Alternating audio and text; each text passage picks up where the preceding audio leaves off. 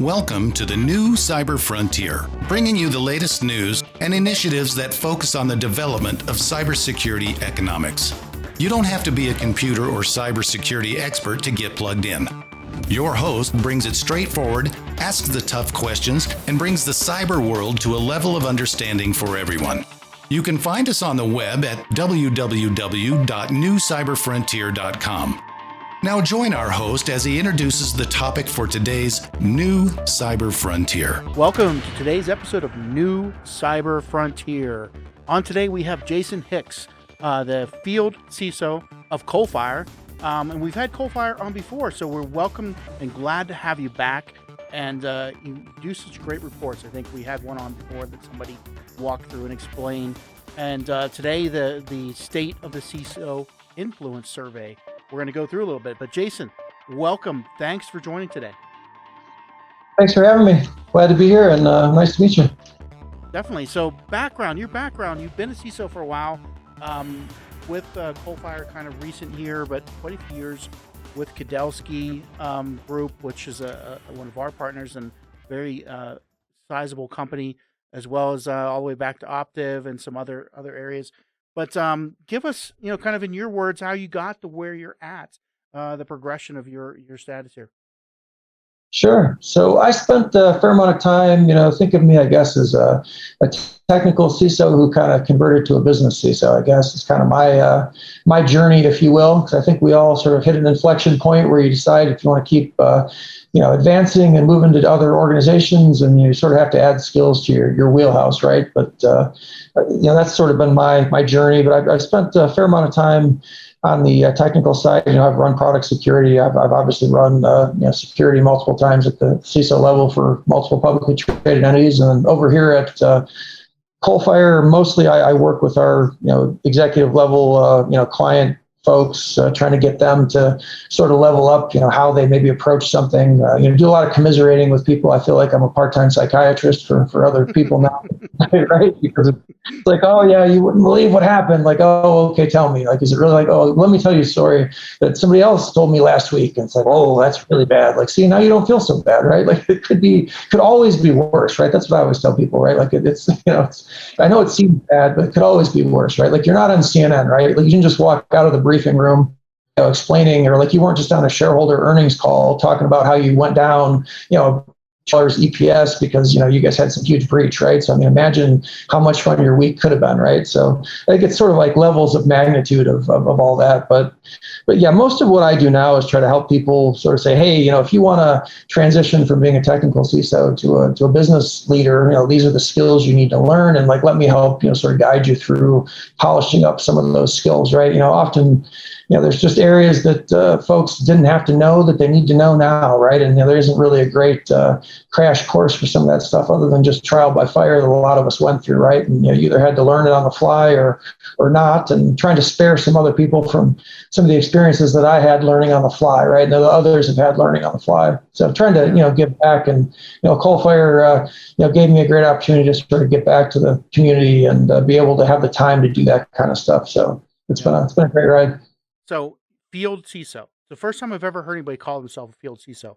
Explain what that means and what the difference you think it is between that and just a regular CISO title. Sure. Yeah. So what does that mean in English, right? Well, what that means in English is nobody calls me at 3:00 in the morning because they just had some breach detected, right? Well, it's not entirely true, but certainly, as I alluded to earlier, sometimes folks call me for guidance or for help or things like that. But ultimately, I don't have operational responsibility basically for Coalfire's security program. There's another gentleman that is our actual CISO and does a great job of dealing with all the traditional, CISO related activities that need to be done. So my job is more, outreach to clients and sort of outreach to the community and, present at conferences and sort of, be an advocate for our community, but I don't have the day-to-day responsibility that I previously had. So basically. That sounds like the best of both worlds there almost. Yeah, it's a beautiful thing. I'm hoping that the gray stops at the side of my head now. I'm hoping it's not going to creep all the way over to the top, but we'll see. I don't know. My wife is liking this so far. She's like, "Oh, this is cool. So maybe you'll keep your hair after all." So we'll see how that works out. All right. Well, let's take a break here from our sponsor. We'll be right back in a minute. Blockframe technology offers next-generation blockchain-managed trust and security. Unique non-fungible tokens are used to secure software bills of materials to provide data quality and security for every transaction in your supply chain. Deploy advanced peer-to-peer product security, scale zero trust capability to millions of IoT devices, allow vendor tracking and accountability, and rapidly reset from compromise.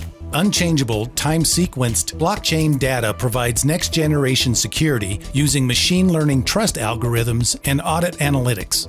Start securing your supply chain today by contacting Blockframe at www.blockframetech.com. Welcome back to New Cyber Frontier. On today, talking to Jason Hicks, the field CISO of Coalfire, and we heard before the break what that meant, and that's very interesting. That sounds like a job I would like. It's kind of, not the day-to-day operational, staying up all night when something's going wrong with the systems, but having that kind of outreach CISO title. So that's an interesting job. I like that. And you have State of the CISO Influence Survey that we had talked about before the show that we're going to go over some points for. And people love statistics and love it when we bring on some things about what does the health of the industry look like? What is a crosscut from somebody like you has a wide view of different things in the industry. First of all, tell us about this survey and what we're going to kind of at a high level, what it was for and what you use it for. Sure. So Coalfire, partnered up with Dark Reading and surveyed a number of security leaders at different size organizations. Some small, some mid-sized, some very large organizations, and try to get a cross section of responses. A representative sample to tell us, what are CISOs experiencing? What are they thinking? How are they budgeting? How are they measuring their programs? Who do you report to? How do you measure your performance? What metrics are you using? Who do you report those metrics to? How often do you report those? So the idea was to try to get an idea of, who's your target audience, or how often do you get in front of that target audience? Are you getting traction? What metrics are you using? How is that evolving? The reporting relationships, how are those evolving? Trying to get a good feel for some of the stuff that you don't see in a lot of the other surveys that are out there that are more about, how big's your team and what percentage of the work does each person do, and like what areas are they divided into, and what's your budget compared to the IT budget, and sort of all those kind of things. And one of the things that I'd actually throw in, as we see things move forward, more and more you're going to see budget as part of the organizational budget versus the overall, or part of revenue as opposed to just IT, right? Because security is so much bigger than IT. Even if you're, 50% of the IT budget, it may not be the right metric for you to be measuring yourself with, right? Because ultimately security touches way more than just IT, right? So I think that's more of an evolutionary thing that we're going through as an industry, and hopefully that'll continue to become more prevalent when we see that. Yeah. Interesting. So give us a little detail about what Coalfire gets out of this. Why are they more getting into a research company, or I know they still have products and serve clients. What does the company in general do with the research? Because we've had somebody on before to go through a research report also about threats and vulnerabilities and the status of the market from more of a technical standpoint. But what is it that Coalfire's approach is to these reports? Yes, so the report is purely to help us, be a force multiplier for our clients, right? I mean, ultimately, we're not a Gartner or a Forrester, and I don't think we have any intention of moving in that direction or anything like that. For us, it's more like, how can we get you actionable information that then you can use to drive, your individual program decisions? How do you measure up with other people? Everybody wants to know, like, well, what are the other guys and girls doing, right? Or what are they using as a metric? Or how often do you talk to the board, right? You go to a CISO dinner and everybody wants to talk about, well, how often are you presenting and who do you present to and all those kind of things, right?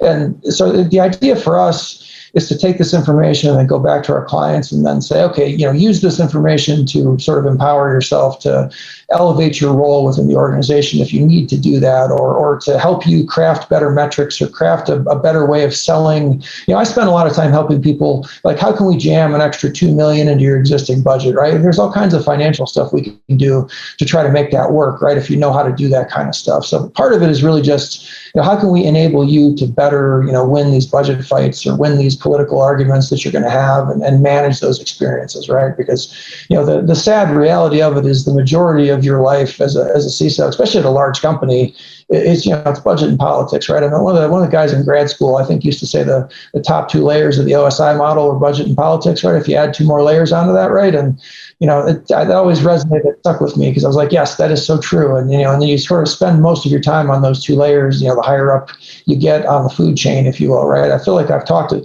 a good number of people out of going from deputy CISO to CISO, and I'm like, well, hey, come hang out with me for a day and see what I do, right? And not to say that you can't do it or it's not interesting, but it's a different skill set, and it's not like you're doing some crazy high-tech security thing all day, right? And if that's really your passion, then you don't enjoy 5 budget meetings, this probably isn't necessarily going to be a great job for you at a big company. Like, you might find a CISO job at a startup that would be interesting, but you wouldn't want to run out and work for a big bank or something, right? Because you're just not going to enjoy most of what you're going to do is staffing and politics and budget management, right? Because you sort of have to win those 3 fights if you're going to keep your org going.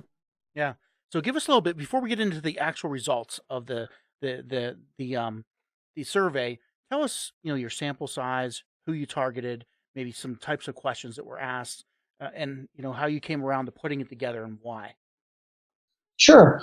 So a decent number of companies. I want to say there's around about 1,000 organizations that were surveyed as part of this, and we went through and analyzed. Okay, we picked a sample set of different size organizations. So there's some large enterprises in here. There's some enterprise customers. There's some medium-sized customers. There's some SMB customers in here. There's probably not a lot of SMB because we don't really do as much on the SMB side. So a lot of this also is sort of you work with the clients that you have, right? So most of our clients are going to be, enterprise to Fortune 500 size organizations, and probably some, probably the smallest company in here is going to be, $500 million to $1 billion company. It's probably when you think about your results. And the idea was to survey the security leaders. So whoever has that title, right? Are you a director of security? If that's the person who's the CISO equivalent, do you have a C-level title? Are you a VP of security? So those are sort of people that we targeted. And then the idea was to go through and ask them some different things, some organizational dynamic questions. How are you doing your culture and managing your culture? What are you doing from a metrics and reporting perspective? Also from an organizational construct perspective, like who's your manager, and has that always been the case? And the interesting line of questions they went through with this too, I thought, was how do you feel like the value the organization places on your organization and your team's contribution to, which is interesting. I haven't seen that in too many surveys that I've responded to personally, at least. Of how do you feel like you're getting, like, do they care, basically, right? I mean, let's just boil it down to the and be blunt, right? It's like, well, do they care about what you're doing, or are you sort of there to check the box, or are you there to sort of be the sacrificial lamb when something bad happens? I think is kind of the, and we'll get into the details later, but there's some actually some reassuring things in there that I was happy to see of just the number of people that, for instance, felt they were sacrificial lamb was fairly low, actually, and much lower than has been in previous surveys that I've looked at. So I thought that was great, because I think over time, the organizations, especially at the board level, they certainly get the value of a strong cyber program now. And that may not have been the case, 5-6 years ago, right? So I think we've made a lot of progress over the last 5 or 6 years. Interesting. So it sounds like a lot of subjective or qualitative type of questioning, not as much, do you have this, do you have that? What's your numbers here? What's your range? More of how did the organization do how do you feel about this? How are your approaches targeting whatnot or whatever, things like that? Yeah, it's hard to really get quantitative unless you're talking budgets and things like that, right? I think it's, Gartner and those guys do a really, Forrester do a great job of breaking down the numbers like that. But, and if you could get quantitative data from folks, like, I think you could, but it's really hard for me to give you quantitative data of like how valued they think our org is, for instance, right? I mean, most companies just don't have good enough metrics to really give you enough hard data to make determinations. So you'd have something from a few clients, but a lot of clients you wouldn't get anything back. So I think we tried to keep it qualitative because we also were trying to see like what's going on in the head of all these different security leaders, right? Like how do you feel? Do you feel valued? Do you feel, because it also gives us insights on the, as they've been talking about for the last year, this whole great resignation thing we keep hearing about every time I open a news story, right? But for security leaders, like the great resignation has been going on for the last 10 years basically, right? And it's going to continue to go on just based on the nature of the job, right? So I think it does help though give you the pulse of, well, how are people feeling? Because if you're not feeling valued and you're not feeling like you're getting what you need, there's lots of other opportunities for people out there, right? So I think it's important, even from an HR perspective, to sort of understand, like, does the average person feel like they're being valued, and are they getting what they need? Does the org care about them on some level? I mean, and again, personalities will play into this too, right? Not everybody needs as much external gratification than others do too, right? So I think you sort of have to measure some of that too and say, okay, how much of this is that individual person's, personality, and how much of that is as a state of affairs? And I think that's what we were trying to get at. If we ask, a bunch of people the same question, we'll get a good feel for, what the aggregate, measurement of that is, right? Like across the board, are people for the most part on average feeling like, the org cares that they have a security department, or are you just sort of there, so they have someone they can point at when bad things happen, right? Yeah. Yeah. So this is great. We're going to take a break and we're going to come back and hear some results. So stick around. We'll be right back in a minute. Blockframe technology offers next-generation blockchain managed trust and security. Unique non-fungible tokens are used to secure software bills of materials to provide data quality and security for every transaction in your supply chain. Deploy advanced peer-to-peer product security, scale zero trust capability to millions of IoT devices, allow vendor tracking and accountability, and rapidly reset from compromise. Unchangeable, time-sequenced blockchain data provides next-generation security using machine learning trust algorithms and audit analytics. Start securing your supply chain today by contacting Blockframe at www.blockframetech.com. Welcome back to New Cyber Frontier. On today with Jason Hicks, the field CISO of Coalfire. And before the break, we were talking about the state of the CISO influence survey that's Coalfire's put together, and who all they sampled, types of things they ask.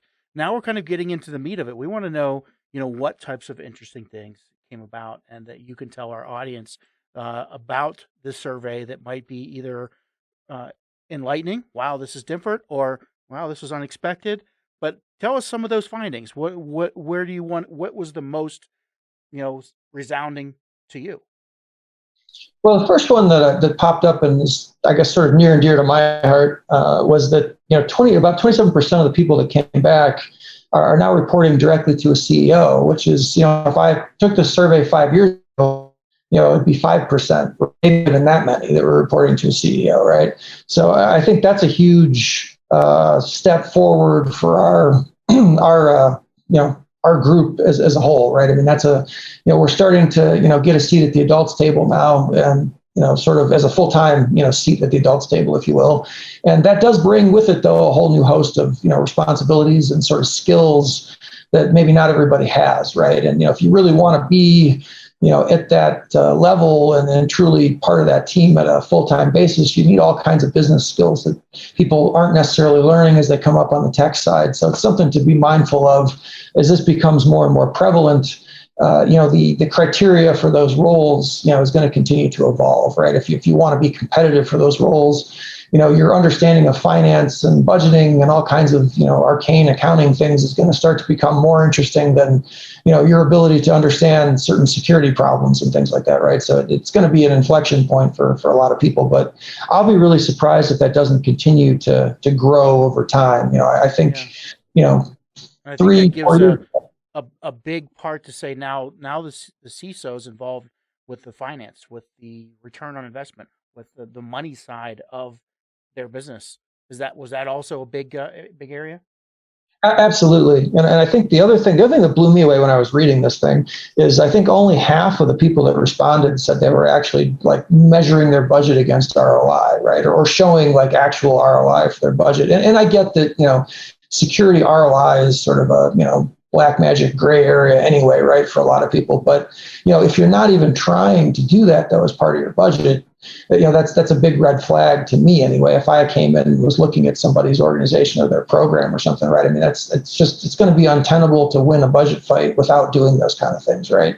And ultimately, you get yourself out of the business of just being like the security tax, right? It's like, hey, if you don't do these 5 things, then you can't move into these 3 new markets, or like you can't sell these 3 products, or like, you're going to spend more time cleaning up messes than selling product, right? And I think when you can tie your investment to some sort of business outcome and some sort of revenue outcome, or support of some kind of revenue outcome, it's a huge, game changer for people who haven't been doing that in the past, right? Because it's just a much easier conversation with the CFO than, well, we got to throw a bunch of money at this because we have to, right? And that's just a hard, because every other executive comes in there and makes the same argument, right? Like, hey, I want to hire more salespeople, and I want to, more real estate, and I want, whatever, right? Like somebody wants a new ERP. Like there's all kinds of, there's only so much money, right? We're all fighting over the same pool of money, right? I think is the thing that not everybody's aware of, right? It's like there is some limit to what we can spend and still hit our EBITDA goals and still hit our targets, right? And you had mentioned that you were surprised at how few people, and this might be a reason why, because they can't make the argument for what they're benefiting the company out of it. Yeah, it's less than, it's just barely half of the people that responded were doing that. And I thought that was really, really mind boggling. And I think, if folks are struggling with that, there's definitely resources out there that can help you with that. I mean, certainly your network can help you with that. Somebody like me can help you with that. I mean, it's something I spend a lot of my time on is, hey, let's look at what you're doing. Let's look at what your business does. And let's figure out how we, tie that all back together, right? Because ultimately, you have to be able to do that if you want to keep growing your program and keeping it funded. And ultimately, that's just sort of the direction we're going in. Like you're a business leader who's responsible for security now, right? It's not a technical thing anymore. Like there's definitely technical components to it, and you're going to have technical people in your organization. And if you're like me, you're a technical person, but what you have to be able to do now is be a true business leader and understand how that works and have those sort of conversations. And if you don't understand, budgeting or, the difference between EBIT and EBITDA and all those kind of things, like you need to, buy a book on that or talk to somebody and have them walk you through it or take some MBA classes. You got lots of options. Like you don't have to get an MBA. It's not like you have to go out and do that. There's lots of resources out there where you can learn this kind of stuff, but you got to know how all that works and what it means and how they play into each other, because, that's how everyone else gets measured, right? We sort of got a free pass for the last so many years because, it was sort of this black magic, we're terrified of what you do kind of stuff. But at this point, people again, there's only so much money, and, those who will be successful at tying it back to ROI are going to be much more successful in getting that money and sort of being thought of as part of that executive team, right? Because ultimately that whole executive team and you, when you're part of it like that, your for instance, your bonus is going to be based on the performance of the company, right? So you directly need the company to have good numbers and good return, and you got to understand how that works and how you can support that, right? So, and I think another thing that you hear people complain about a lot is like, well, we don't get brought to the table. They don't ask us things until they're ready to do them. When you start bringing that level of knowledge and to the conversation, you're going to start getting pulled into all kinds of stuff because they're going to think, oh, okay, this person gets it. They understand the pressure we're under. And, when you ask for money, they're going to give you what you ask for because they assume that, you've factored all this in, right? Like you're not just this technical wizard who needs to buy more tools or whatever, right? So I think it's sort of elevating the role of the CISO in the eyes of the other business leaders, and part of doing that is understanding the lingo and what they're talking about and how you can help move those numbers. Okay. Yeah. Anything else that's I think you said reporting metrics was something, staffing sizes. What were your findings in those areas? Yeah, one of the things that I thought was also interesting is a fair amount of organizations, especially people with less, 1,000 employees or less, for instance, right, which is a decent number of companies out there. On average, their security department is about 20 people, right, and even some of the larger, 5, 10,000 employee organizations were still reporting they might have only had maybe 20 people. Now, in some cases, that could be 20 people managing, 100 contractors too, right? So it kind of depends on how you read the numbers, but it's still kind of surprising that, given the prevalence of security and all the board focus we've got on security, that you don't have, some of these teams growing in much larger ways. And I think you're going to see that as time goes on, but, part of that also may go back to what we just talked about for the last 5 minutes, right? If you can't tie it to ROI, you're going to hit the ceiling where it's like, well, we've checked all the boxes, we've got our certifications, like, if you can't justify the heads, then, you don't need them, kind of thing, right? So I think as people elevate their modality of communication, then they'll potentially be able to grow some of these teams. And in some cases, you might not need more people than that too, right? It all depends on, right sizing things to the complexity of your organization, right? If you're a fairly, medium to low maturity organization by design from a security perspective, and there's some of them out there. If you're in an industry that's not heavily targeted or heavily regulated, you don't need it to be a 4 out of 5 on everything, right? So that may be appropriate. There's other places though where they really need another 20 people, and they're just not getting those 20 people. So you think that it's a linear size growth, or would you say? I mean, a lot of times small companies have to get to a certain point where they have to hire enough people to do security. Is it like a tribe where there's only jobs for 20 people in security? So that's why we see that kind of headcount resistance. But at the lower end, you have to have 20 people as well, and that's a large expense for a small company. Yeah, I mean, I think it all has to be right sized to the organization's complexity and their risk posture. But I do believe, obviously for the smaller the company, the harder it is to staff, right? And 20 is somewhat of an arbitrary number anyway. But in the grand scheme of things, though, the smaller the company, to your point, every head, is a big deal, right? And when you get to a Fortune 500 company, adding another 5 people to that list is challenging to do necessarily, just based on the size of your staff and the size of your budgets.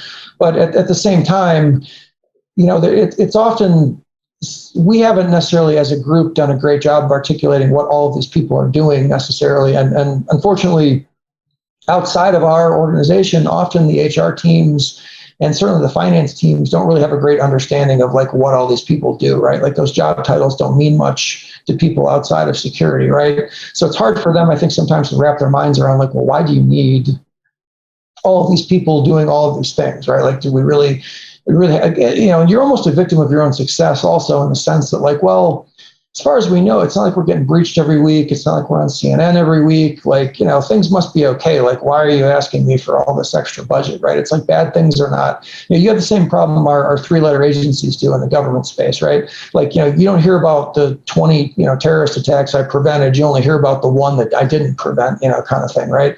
So it's hard to argue for budget on things I can't talk about, right? So it's one of those sort of issues, I think, and in other entities have those kind of problems, I think, sometimes, right? Where it's like, bad things are not happening, so we feel everything's okay. And you have to be careful about how you sort of instill that there's still a problem and it needs to be solved without going overboard on the FUD, right? And I think the way to do that is to have a roadmap and make sure they understand that roadmap, right? Like, hey, we're at maturity level 2.5, we got to get to 3.5. Here's how we get there, and here's the staffing that's required to get there, and here's what we'll do that uplift on our staffing. And I think if you got a good story to tell that makes sense, then you'll have less pushback on that, and you'll see that growth, because now that they're going to feel like you have a plan, and you're moving in a particular direction. It's not like you stuck your finger in the air and said, okay, I need another 3 people for vulnerability management this week.